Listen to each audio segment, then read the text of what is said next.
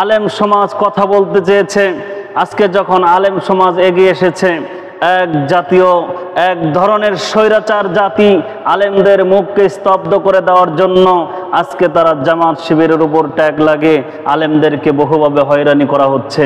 আপনারা জানেন গতকালের জুমায় যতগুলো হক্কানে আলেমগণ, বিশেষ করে বাংলাদেশের অন্যতম আলেমে দিন, এদেশের আকাশের নক্ষত্র, আলেম সমাজের নক্ষত্র আল্লামা আরিফ বিন হাবিব সাহেব সহ, রাফি বিন মনির সহ, শামসুদ্দোহ হজরতজি সহ বড় বড় হজরত ওলামা একরামগণকে আজকে মিম্বারের আমানত রক্ষা করার কারণে তাদেরকে চাকরিচ্যুত করা হয়েছে।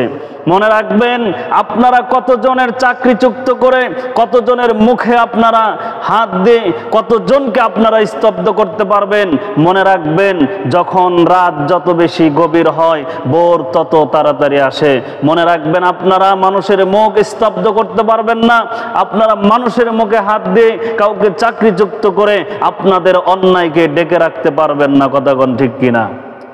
আমার ভাইয়েরা, আজকে আপনারা জানেন কেন এই সমস্ত স্বৈরাচাররা, ওলামা একরামগণ, দেশের হক্কানি সূর্য সন্তানেরা দেশে ক্ষমতায় আসুক, এই দেশকে পরিচালনা করুক, এই দেশের দায়িত্ব গ্রহণ করুন, কেন তারা চায় না আপনারা জানেন? ইতিমধ্যে আপনারা সবাই স্পষ্ট বুঝে গেছেন। কারণ এই স্বৈরাচারদের অর্থ আত্মসাৎ, এই স্বৈরাচারদের জুলুম, হত্যা, নির্বিচারে হত্যাকাণ্ড সহ এদের মাধ্যমে যা কিছু প্রতীয়মান হয়েছে, মুসলমান জনগোষ্ঠীর বিরুদ্ধে কাফের সম্প্রদায় এই কাজ করবার জন্য স্পষ্ট সুযোগ পায় না। কি আশ্চর্য কথা! নাম দিয়েছে ঘাতক দালাল নির্মূল কমিটি। তার সাধারণ সম্পাদক আসিফ মনির, এই লোকটাকে আমি অনেক জ্ঞানী ভাবতাম।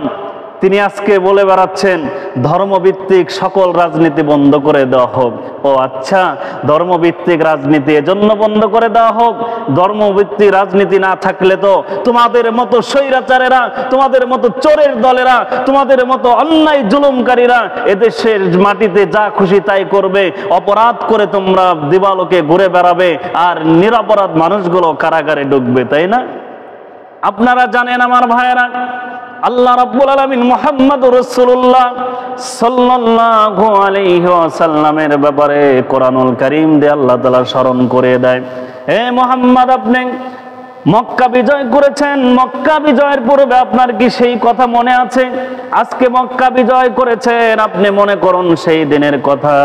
ওয়ায়ামকু ওয়াইদ ইয়ামকুনু বিকাল্লাযীনা কাফারু আও ইসবিতুকা আও ইখরিজুকা আও ইকতালুকা, যারা আপনাকে হত্যা করতে চেয়েছিল, কারাবাস দিতে চেয়েছিল, দেশান্তরী করতে চেয়েছিল, আপনি মক্কা থেকে দিনের খাতিরে, দিন প্রচারের জন্য, দিনের হেফাজতের জন্য মদিনাতে হিজরত করেছিলেন, আর হিজরতের পরিবর্তে আল্লাহ তাআলা আপনাকে সেই মক্কা বিজয় দান করেছেন।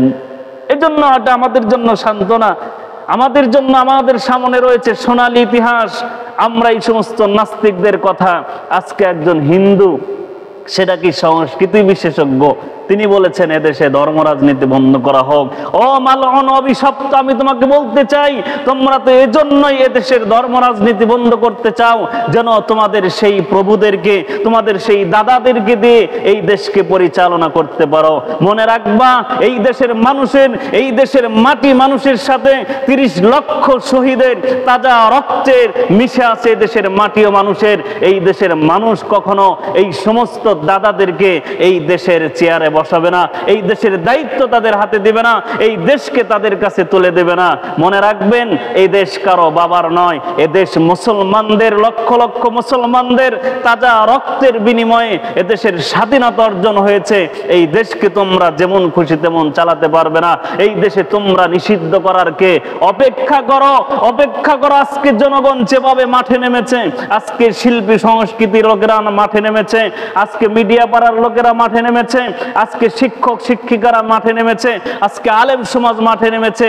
একটু অপেক্ষা করা মাত্র দেশের সার্বজনীন আপামার জনতা মাঠে রাজপথে নেমে তোমাদের মতো স্বৈরাচারীদের পতনের মাধ্যমে এদেশের মানুষ আরেকবার প্রমাণ করবে এই দেশকে স্বাধীন করা দরকার। কথা কোন ঠিক কিনা?